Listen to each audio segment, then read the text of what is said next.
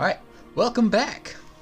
Now that we are live, so tonight I am planning on having a brief stream, and we're just going to try to round out patch 4.5, I believe.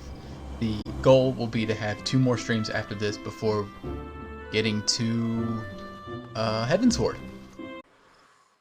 Oh, we're going straight into it.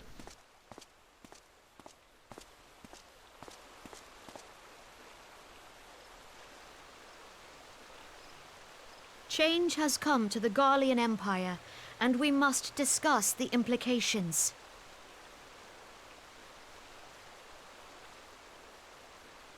The rumors are true, then?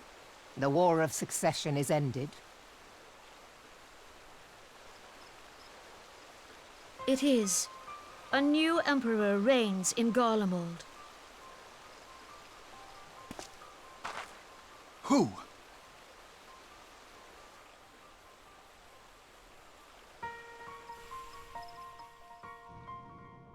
The birth and all too rapid expansion of the Garlean Empire is commonly attributed to the strategic brilliance of Solus Zosgalvis, yet he did not rule alone.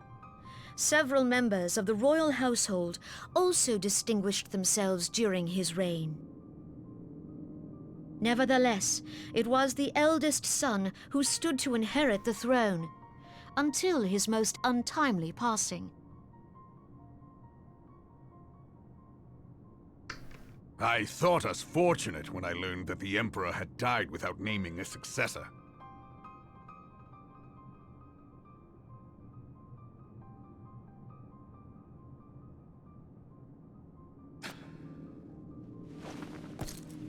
Jeez Louise. Would that the Garlean Empire had died with him.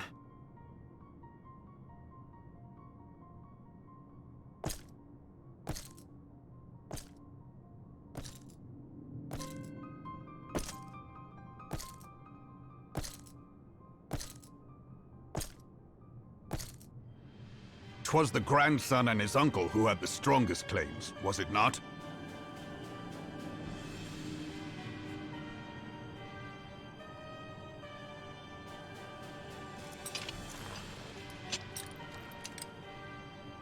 Indeed, yet claims count for little without the power to assert them. High Legatus Varus Ye Galvus is a respected military leader, not so his uncle.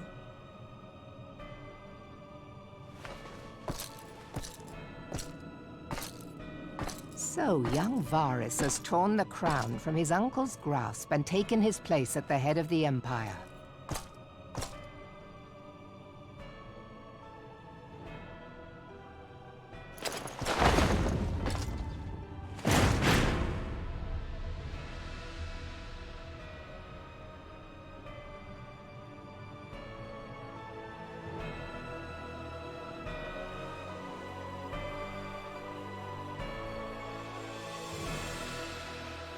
Given the troubled nature of his succession, the new emperor will require time to seal his grip on power.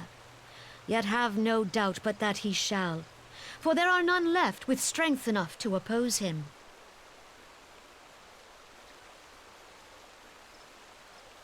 Since the success of Operation Archon, the remnants of the 14th Legion and the forces occupying Alamigo have done naught but fortify their positions. But you can be sure they'll be ready to march on us again, if their Emperor gives the word. When, not if. They say this Varus was so set upon Eorzean annexation that he spoke out against the Meteor Project. Plainly, the new emperor's intentions are of great concern to us all.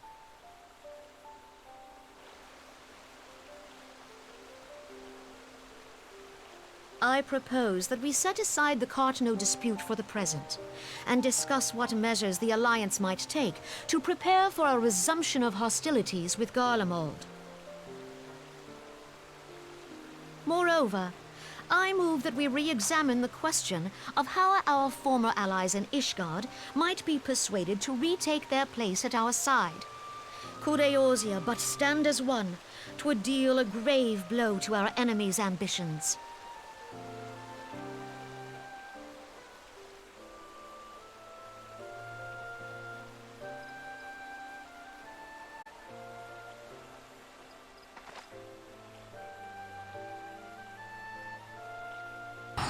Since we spoke at the observatorium, Captain Ilbert has further shortened his list of suspects, and by happy coincidence, the one he deems most likely candidate is lately come to Gridania.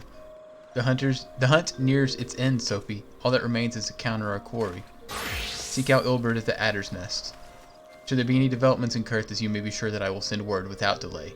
In the meantime, I wish you success in apprehending the Ivy.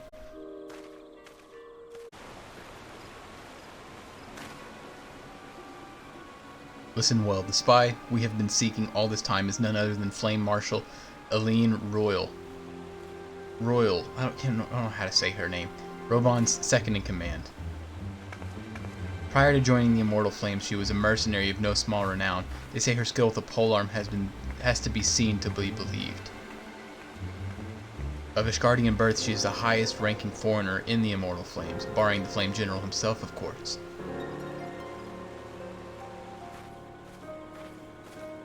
When he formed the Grand Company, Robon chose people based on their worth, whence they held was of no interest.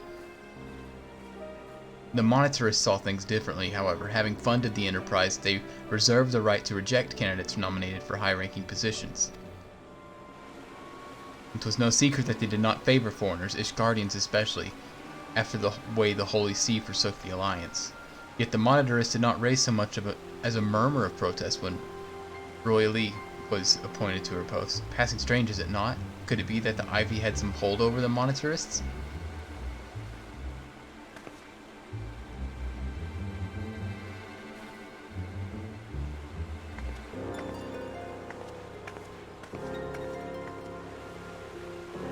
But these revelations are secondary to our current mission. Of foremost interest to us is Royally's presence here now.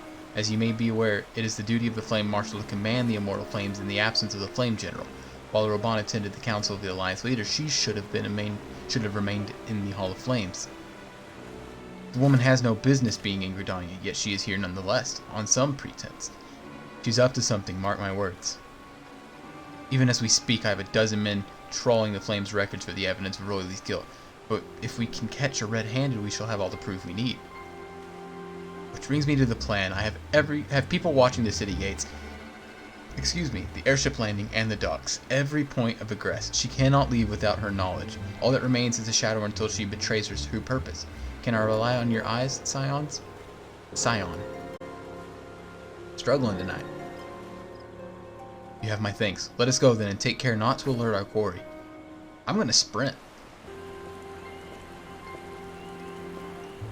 Greetings, good sir. Might I interest you in some Muntoy tonic? A cup a day imbues a man with great vigor, if you take my meaning. Perhaps another time, friend. Wait, that necklace. You are a shinobi of Doma. The woman you seek has left Gridania by way of West Shore Pier. She was attired as a merchant, but these eyes are not so easily deceived. You may wish to take your search to East Shroud. Rest assured that we shall continue to support you from the shadows. The Dome Hens. Thank the 12 for the Dome Hens. Were it not for their unique talents, Royally would have disappeared without a trace. They sure have a way. I'm so interested to see what Sophie looks like in that chess piece.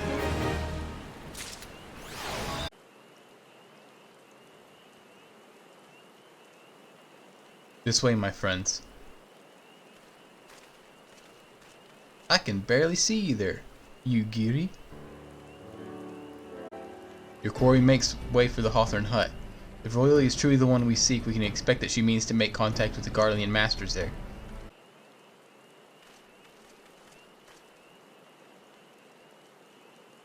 Just beyond, Royally is in conversation with an individual clad in the manner of an adventurer, an Imperial intermediary, no doubt.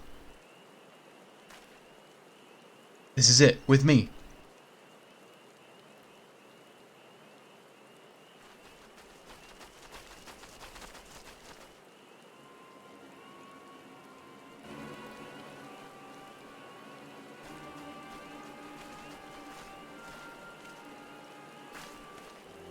Flame Marshal Elaine Royally, you are under arrest for treason and espionage. You are followed, you bloody fool.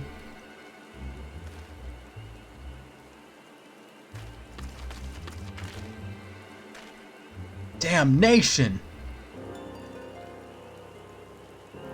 That's what money says.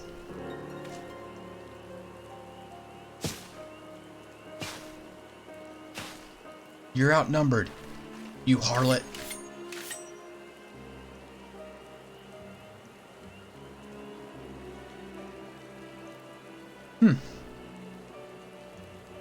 You are unarmed, my lady, and scarcely garbed for battle, but if you wish to fight, you are welcome to try.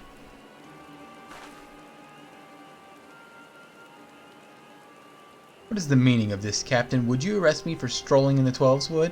When last I looked, that was no crime, and neither was conversing with passing strangers. You would feign ignorance, then. Very well. If you do think of something to say, there will be plenty of time to say it later. Now come quietly, or I shall make you wish you had.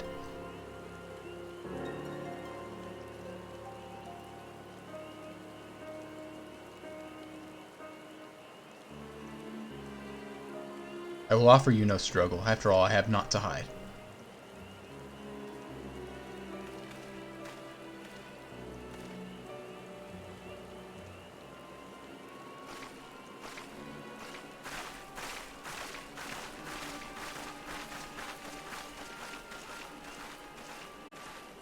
Oh no, we have similar shields, only mine has swords sticking out of it.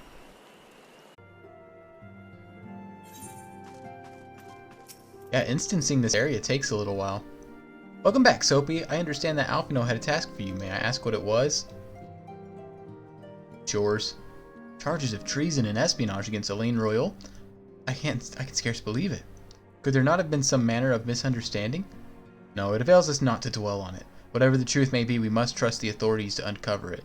Let us speak of another matter. I am pleased to report that we have made progress in our efforts to find a way into Iceheart's sanctum. Oh, that is good news. As you may recall, Iceheart used the Aetheryte in the depths of Snowcloak to teleport a short distance to the west, most likely to a sanctuary of some description. It is there that we suspect she means to summon Shiva using the crystals she stole from House Forton caravan. The heretics believe that they are bringing about a second coming of their patron saint, but if, as we expect, they mean to hold a summoning ritual of the kind employed by the beast tribes, it seems likely that the result will be something more akin to a primal.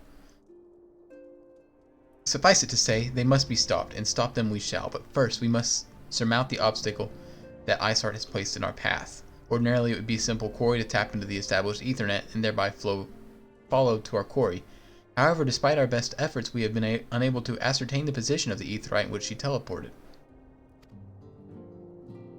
Our prevailing theory is that she destroyed the second Aetheryte upon arrival, a reckless, desperate measure, but also an effective one. After discussing the matter at length with Louisoix, we have concluded that we lack the expertise to develop a solution, which is why we have called upon the aid of those who do possess such expertise. A colleague of ours who is currently en route to Revenant's Toll from Charlian. She should be arriving within the hour, in fact. Since you are here, mayhap we could welcome her together. I am certain she would appreciate the gesture. Let us make our way to the northern gates and await her coming. Alright.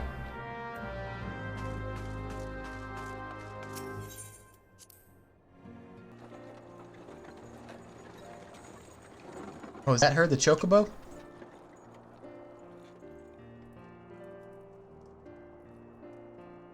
Striking white hair on that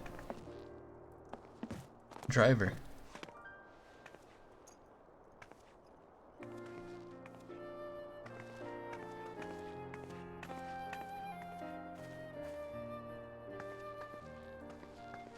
Minfilia, am I right?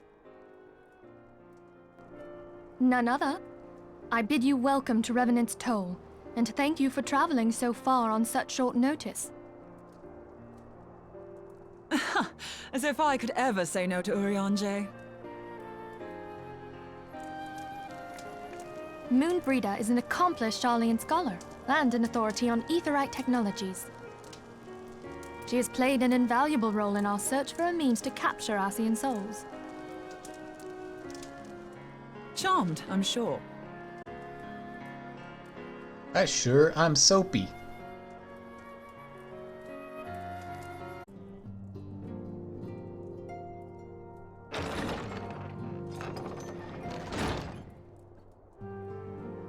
Moon! Gods, it's been ages! Oh, longer, sister.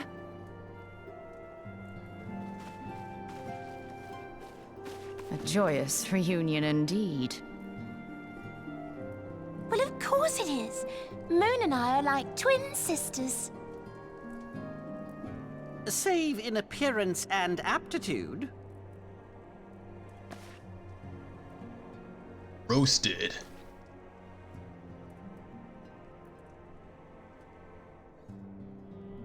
Everyone, if I could have your attention. We have with us an esteemed guest who has come from Scions to assist us. I bid Moenbryda join us here that she might share with us her extensive knowledge of aetherites. Also, as many of you are already aware, she has been overseeing our research into white auracite, a sample of which she has been good enough to bring with her. Oh, white auracite.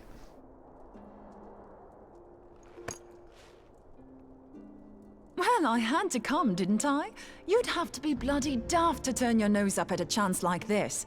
Where better to conduct my final tests than a land so steeped in ether you can taste it? 'Tis plain the passage of the years hath done little to dampen thy youthful spirits.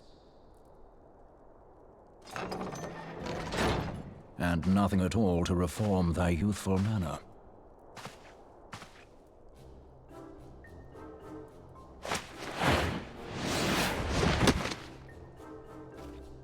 Oriange, where in the hells have you been hiding? Banolin? Unhand me.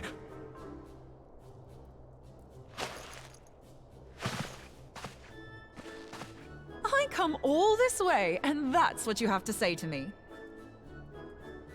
I much preferred when you were pleading with me to drop everything and hurry to your side. What was it you said? None save thee can satisfy this need. Go on.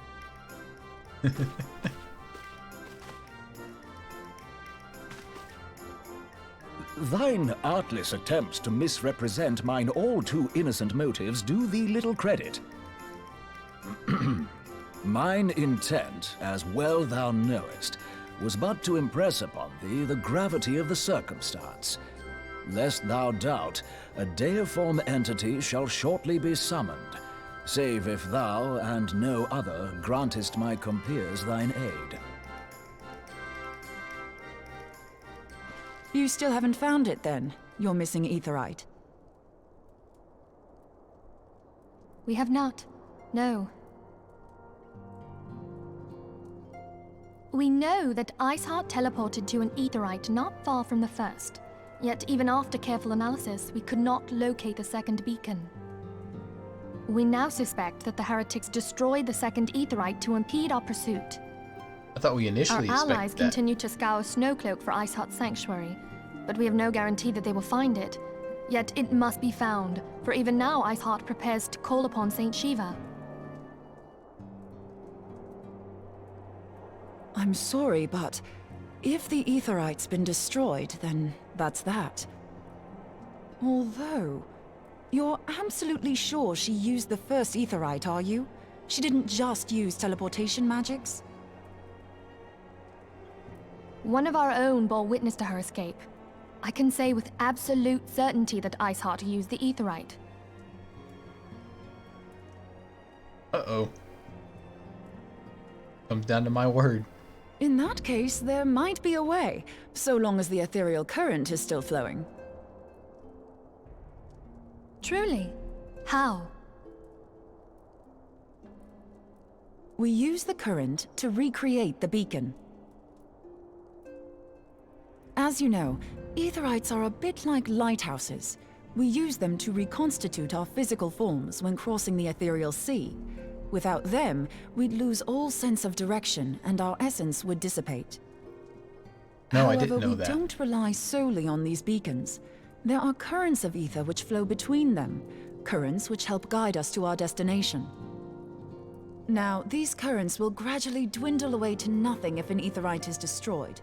But if even a sluggish flow remains, we could theoretically use it to direct a surge of concentrated ether towards the void left by the beacon, and thereby fill it up again.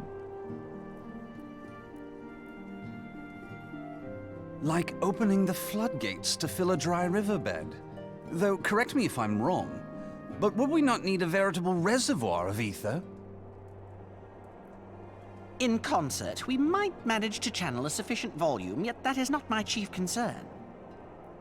To direct the flow of so great a volume of ether with the requisite precision would be a nigh impossible task in itself. I barely succeeded in facilitating travel to an unattuned beacon. That which you describe sounds considerably more difficult. Maybe if you suck, says Moenbryda. And dangerous. Every person who has attempted to teleport in this fashion has died in the process. They, however, did not have wide aura sight at their disposal. I can use it to channel all the ether you can give me into the aetherite. However, white aura sight cannot retain ether for an extended period of time, so we would need to infuse it immediately beforehand. Immediately. Just so you know, I'd confidently give this plan better than even odds of success. And if the worst comes to worst, your people won't suffer.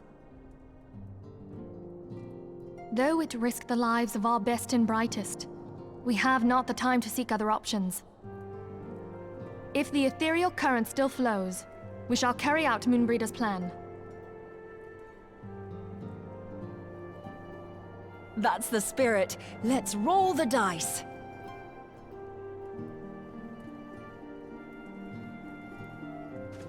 You could just let me fight it. Good to see you, Soapy. I was starting to wonder if you were having second thoughts. Captain Ilbert sent his regards, by the way. He attends to the interrogation even as we speak, but I shall not distract you from the matter at hand. We can discuss the Ivy upon your return. I trust that, by which to mean I say... The others are waiting for us at the Aetherite. After you, Scion. Sounds less than confident.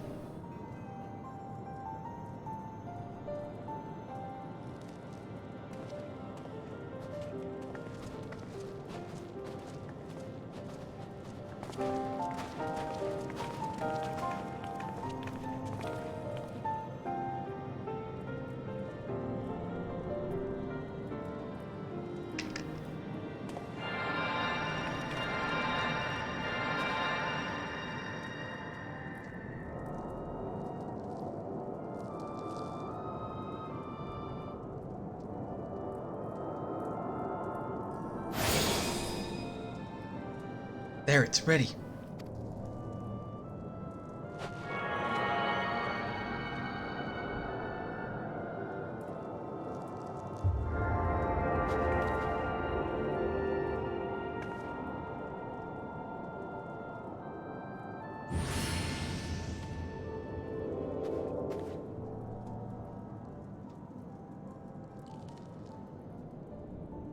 Ah, it worked, I think. Try attuning to the ether right now. Feel for the current and try to locate the beacon.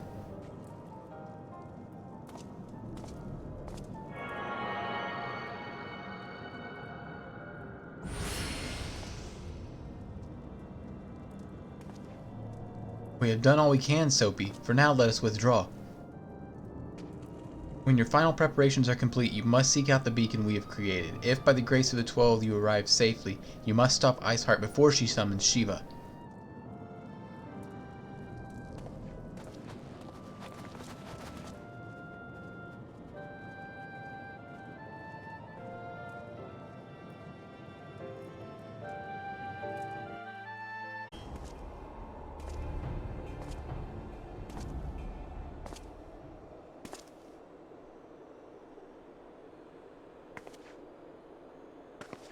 You should never have come here, warrior of light. I labor only to forge a lasting peace. A peace you would deny us out of ignorance and blind faith. No matter. If it is our fate to be at odds, then it is mine to strike you down. We whom gods and men have forsaken shall be the instruments of our own deliverance. Partake of my flesh. Fill this vessel with your light. Walk amongst your brothers and sisters once more. Oh, Saint Shiva, still the hatred within our hearts and bless us with eternal grace. Uh-oh.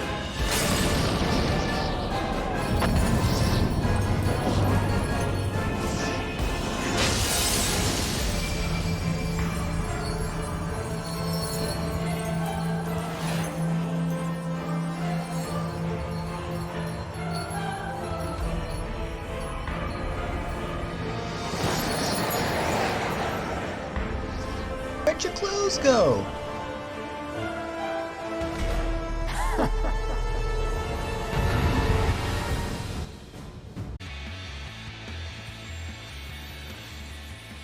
Down goes Sheba.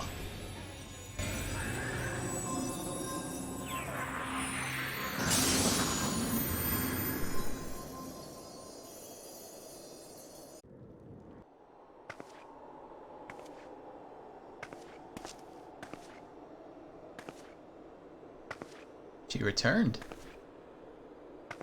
Didn't die with the... Oh, he's not yet.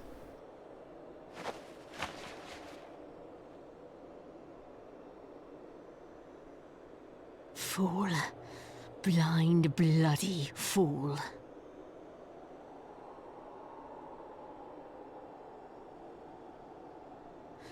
You, of all people, should understand the suffering war begets. That no sacrifice is too great if it brings an end to the violence. Mine is the righteous cause. That's a pretty, sword I'm You looking for. fight in a war you do not understand. A pawn of liars and schemers. And they are no less ignorant than you. Following the creed of their fathers without question, never thinking to ask why. Trapped in a delusion of their own creation, and blind to the truth.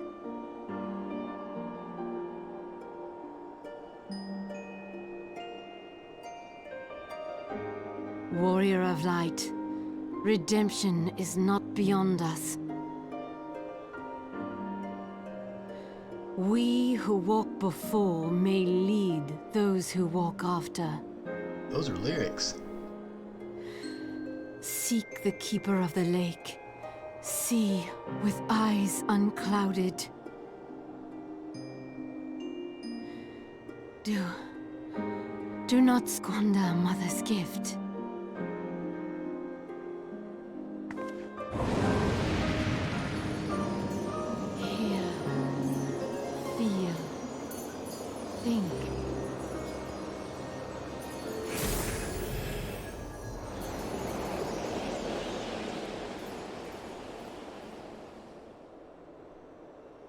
Why are you talking like the Mother Crystal?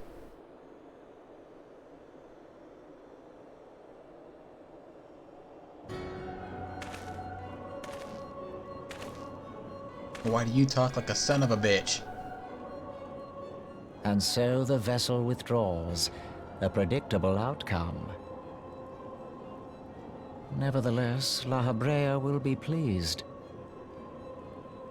How unfortunate.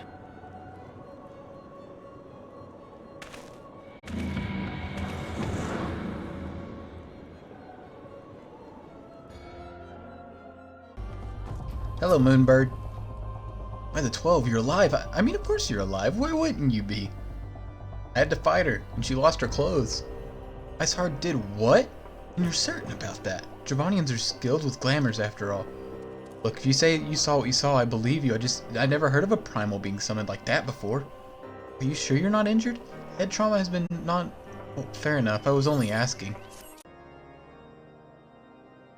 There he is, and none the worse for wear. Was there ever any doubt that the Warrior of Light would succeed? I think I speak for us all when I say that I would like nothing more than to hear the stirring tale of your victory, if you would be so kind.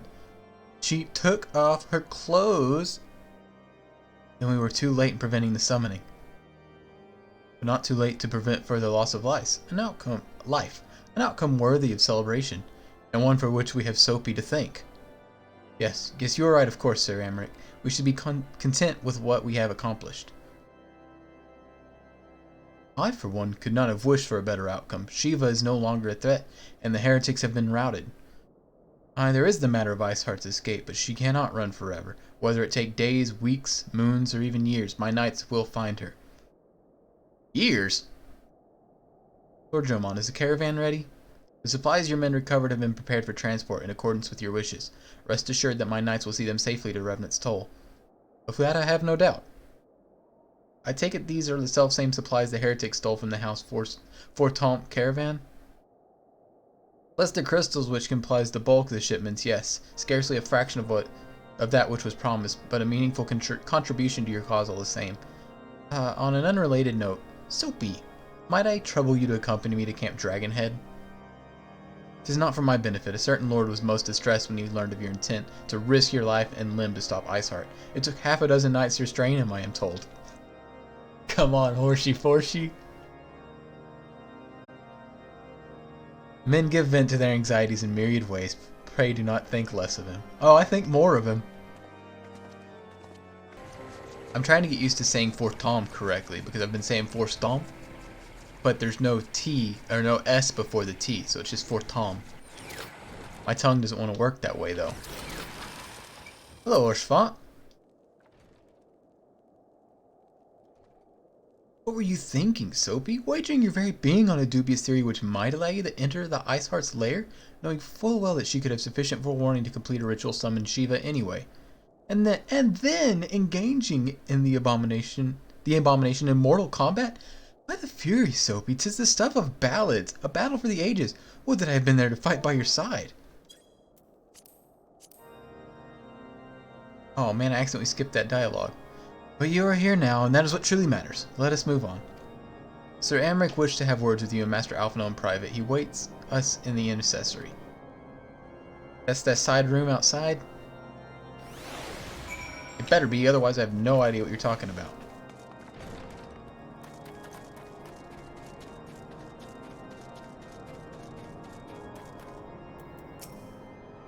Greetings, sir. I shall show you in at once.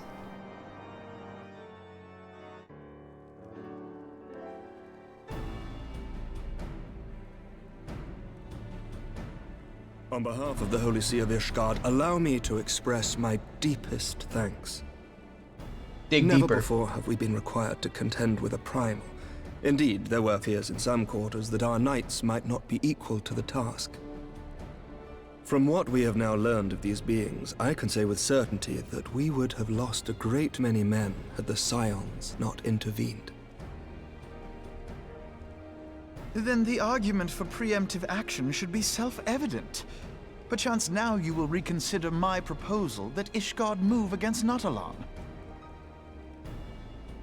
Ere we first met, a similar proposal was tabled, but the Holy See decreed that we were to observe, and that military action should be taken only in self-defense. All things considered, it was not an unreasonable decision. Since the calamity, 2 vigils have fallen to the Horde, while Garuda has never shown any inclination to storm the gates of judgment.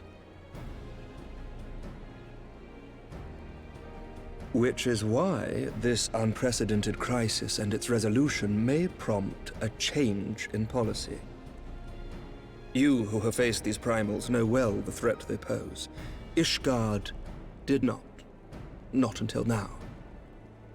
And there is naught like a brush with death to change a man's outlook.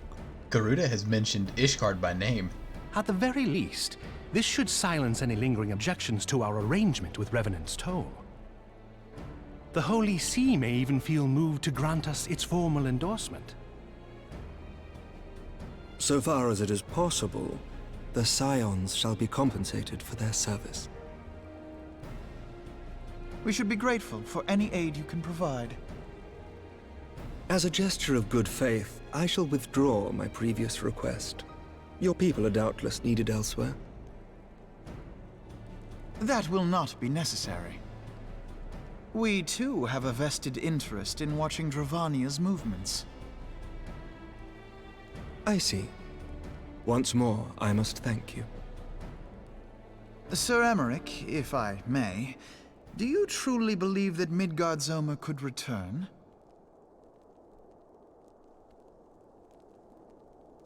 The heavens are a window unto truth, but those who interpret their movements are not infallible. I requested your involvement as a precautionary measure. But of course, you sought an excuse to compensate us from the first, mindful of what would happen if Revenant's toll were taken by your enemies. Just looked for a pretense. Ishgard is not wont to aid its neighbors, but that does not preclude it from manipulating them to serve its own interests. Choose your next I words see. carefully.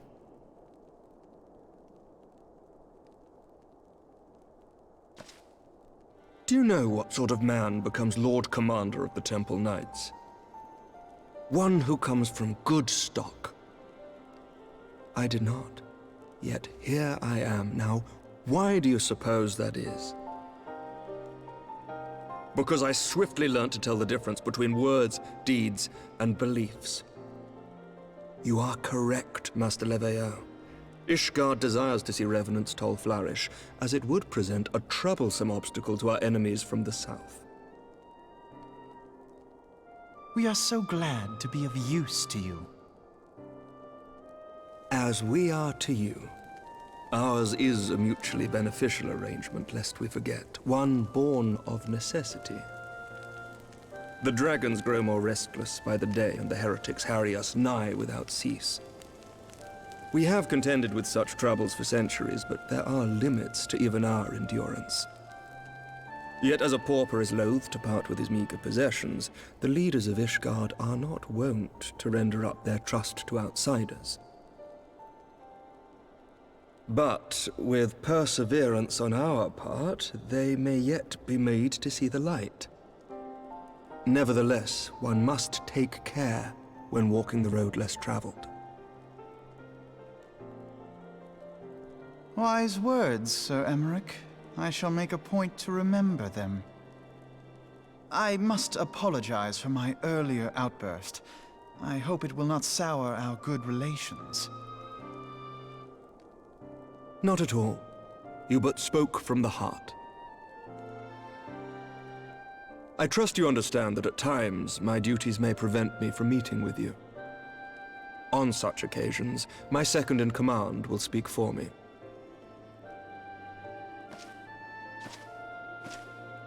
Lucia, at your service. Pray excuse our reticence. We are but wary of speaking too freely, lest our sentiments be made known to our enemies. Know that the Lord Commander and I are of one mind. For the sake of Ishgard, and of Eorzea at large, I pray our peoples can put aside their differences.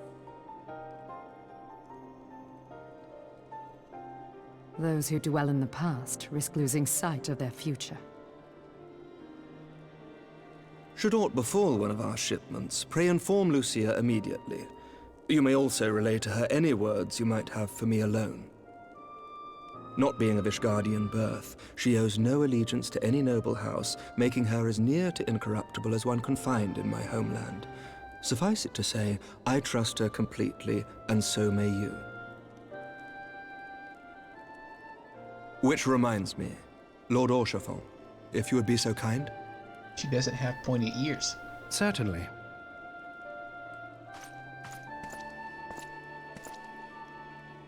In times such as these, trust is ever in short supply. Mayhap this will go some way to rectify the problem. The results of our investigation into the heretics' recent attacks, as well as our interrogation of the merchant you detained. Sir Emmerich, I cannot thank you enough. Think nothing of it. Ishgard may be many things, but it is no friend to Garlemald. Did I not tell you to have faith, my friend?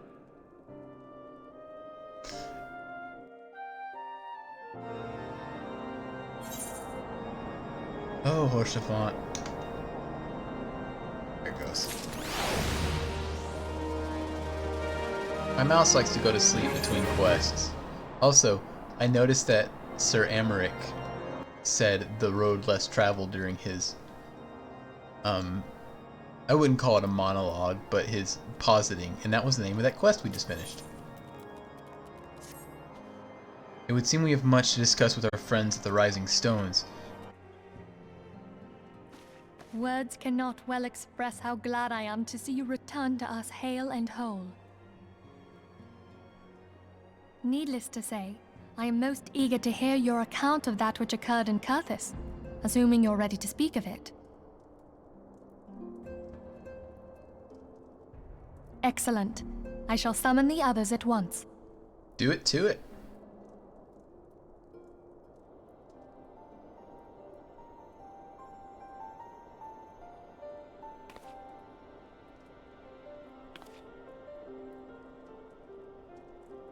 Lost her clothes, you say?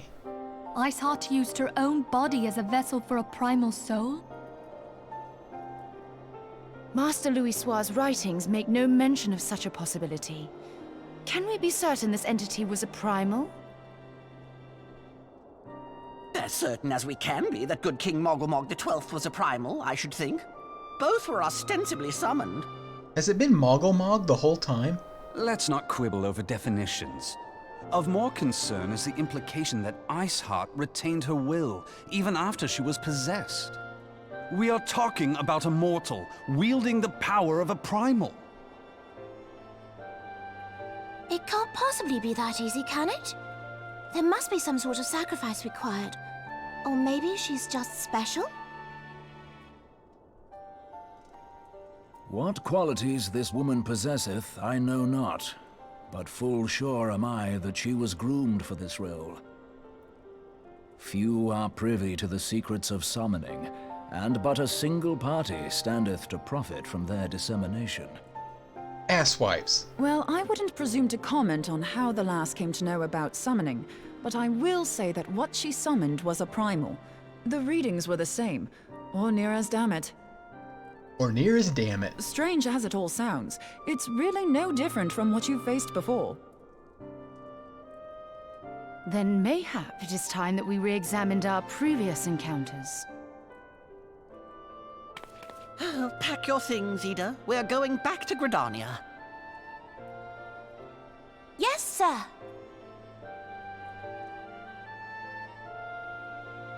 About Iceheart's final words to you. Yeah, I was hung up on that too. Hear, feel, think. Oh, I was thinking more of the ones before those. Hydaelyn speaks to her as well. If Iceheart is blessed with the power of the Echo, she will doubtless have used it to further her goals. Or could it be that it was a revelation granted her by the Echo which first set her on this path?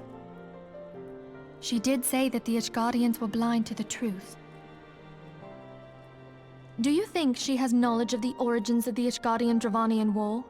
It would do much to explain her unwavering conviction. Did not the Lady Iceheart implore thee to seek the Keeper of the Lake? And did she not imply that in so doing thou wouldst come to see with eyes unclouded? That's the name of this quest. Midgard Zoma was a king amongst kings who reigned for centuries on end. But he is dead and his wisdom lost to the ages. Unless the Ishgardians' fears are well-founded. It would seem we have yet another reason to stand watch over the Keeper of the Lake. For a mercy, we are well positioned to do so. Iceheart, Shiva, Ascians, and Midgard Zoma. I shudder to think how they're all connected.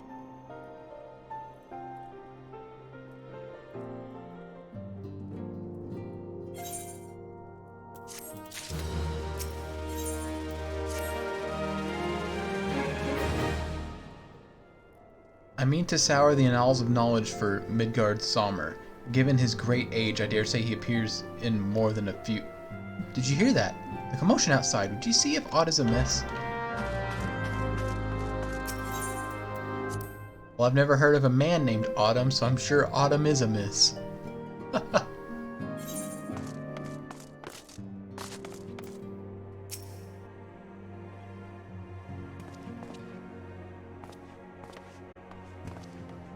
Soapy, 'tis well that you are on hand. We have a problem. Royally has citizens reported to see Royally quitting the city of Citizens report seeing Royally quitting the city via the gate of Nald, with a bloodied spear in her hand. She makes for the Castor Meridianum, I am certain of it. With her fate in Eorzea as good as sealed, what recourse has she but to flee to her imperial masters? Even as we speak, Captain Hilburden the First are hot upon Royally's heels. Pray make haste to Camp Blue Frog and join the hunt.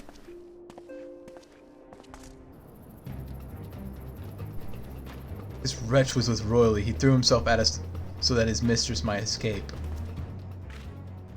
She didn't blink when we cut him down, not even when he started screaming. No loyalty even to her. To her own, the goddamn harpy. With me, Scion. We almost have her.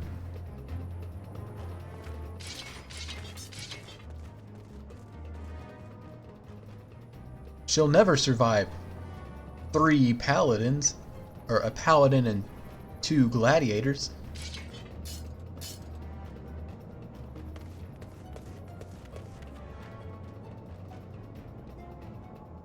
She's wearing much more interesting garb now.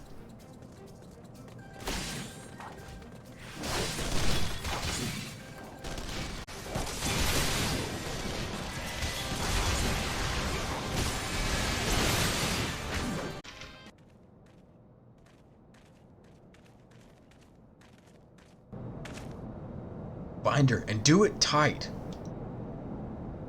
Yes, sir.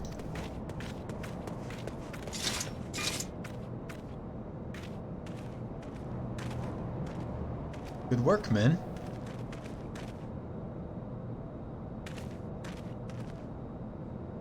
She and her Imperial cronies pushed us close, but we were better. Behold, a respected officer of the Immortal Flames. People looked up to you as one of their Order's founding members, one of its pillars. It saddens me to see you fallen so low. What would you know of low? You a spoiled little lordling who's never known any want. People such as you take wealth and birth for granted. You think it your God's-given right to rule over others. You know naught of our plight, the injustices that we lowbornish guardians must endure. The noble lords and ladies, we are not people, but resources to be consumed. I did what I had to survive, stealing, killing, even whoring myself. It is not the fault of mine if fools imagined me a paragon when I joined the flames. To hear you tell it, one would think you're the only person to ever have suffered.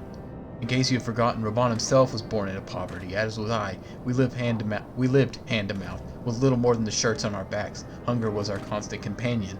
Yet never did we bemoan our lot in life, nor did we begrudge others for their fortunes. We accepted the hand that we had been dealt, and played it to the best of our ability. Life was a battle, aye, but no matter what fate threw at us, we took it to our chin, and came back for more. Everything we have, we fought for. How are we any different, then? 'Tis true that we were both mercenaries of lowly birth, and 'tis true that we both had our fair share of struggles. But whereas I sold my sword, you, Marshal, you sold your comrades. If life has taught me one thing, it's that you never betray your own. I would sooner cut off my own arm than raise a hand against a friend. But enough talk. You will return to Ul'dah to fate justice, and the people whose trust you have dragged through the gutter.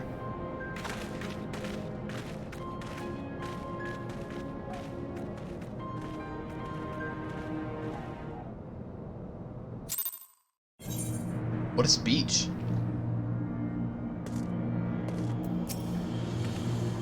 I joined the Crystal Braves that I might strike a blow against the Empire. Those who cast their lot with Garlemald should expect no better treatment. Not so much as a hint of remorse.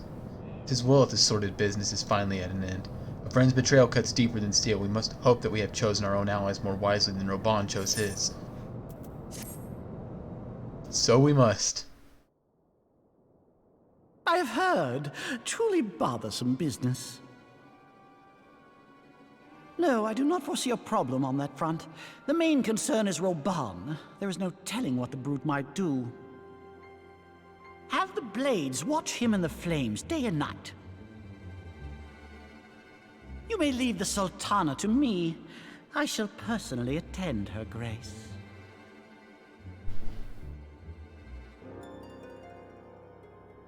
Oh, my face is hidden.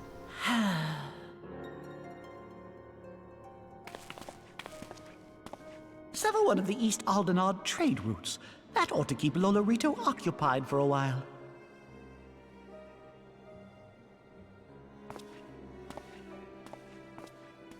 Nanamo ulnamo. For my sake, pray be a good little sultana to the last.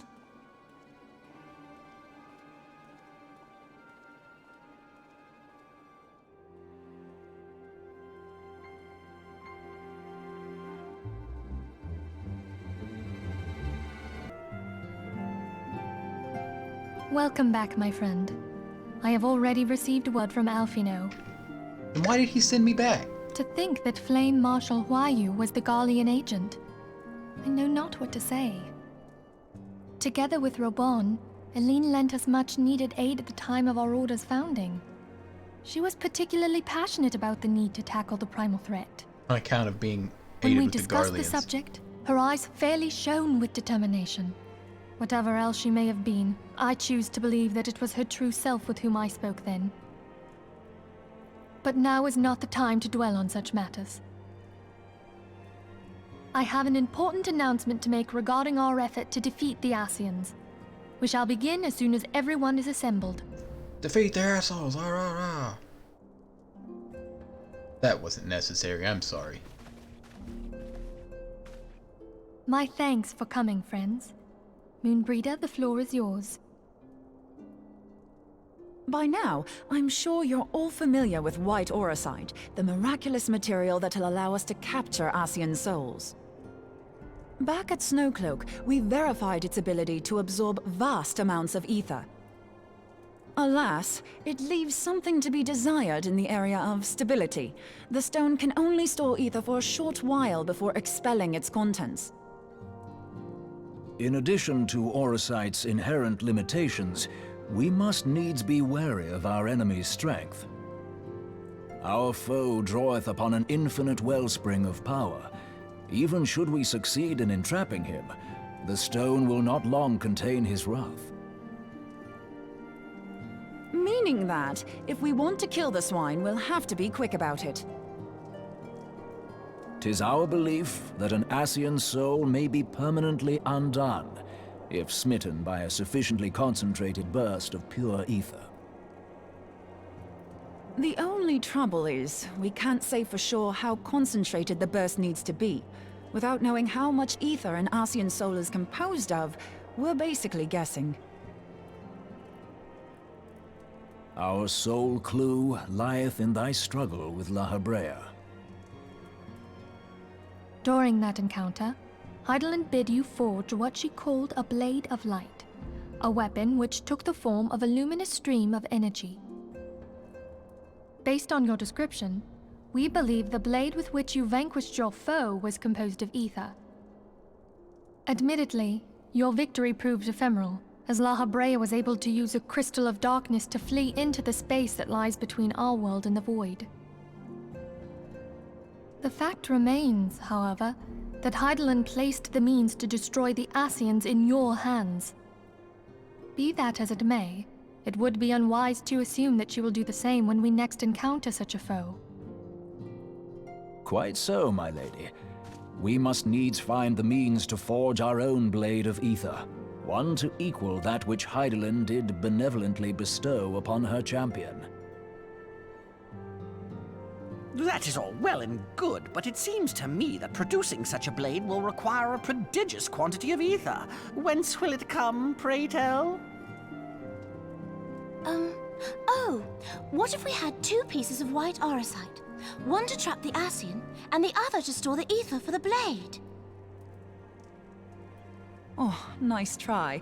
But it's as I said, the stone won't hold ether for any length of time. We'd still need to collect the stuff there and then, sorry to say. And therein lies the rub. Finding a way to create the blade whenever and wherever we choose. 'Twould seem more research is in order. I'm going to linger a while, perform a few more tests on the auracite. And I could do with some help. Urianger, why don't you lend me a hand? Mine apologies, but I am required at the Waking Sands.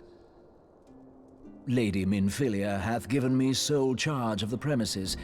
'Twould be unseemly to leave them unattended. Sole charge, you say? So you're basically alone there, then? Well, that settles it. I'll just have to come to you.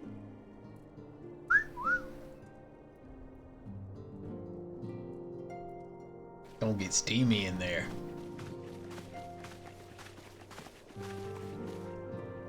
While you were afield, word arrived from the Sharlayan motherland. You will recall that a survey party was dispatched to investigate the incident at the Isle of Vow. What they discovered was troubling, to say the least. According to the report, the Isle has been erased from existence. 'Twas as if a hole had been torn in the very fabric of reality. Ripped asunder. Aye, yet the mystery endeth not with the Isle's disappearance. It hath come to light that a number of scholars in various other locales were reported missing at a similar juncture. What's more, they all had something in common with the head of the Students of Baldesion. Every last one of them was researching a phenomenon called dimensional compression, or the rejoining as the ancient texts call it. I'll be damned if that's a coincidence. All indications suggest Ascian involvement. But I sense that a force greater still is at work. The entity the Dark Beings call the One True God. We must pray that my dear friend Kryl regains consciousness soon. If she bore witness to the Isle of Val's final moments, she may be able to shed some light on this mystery.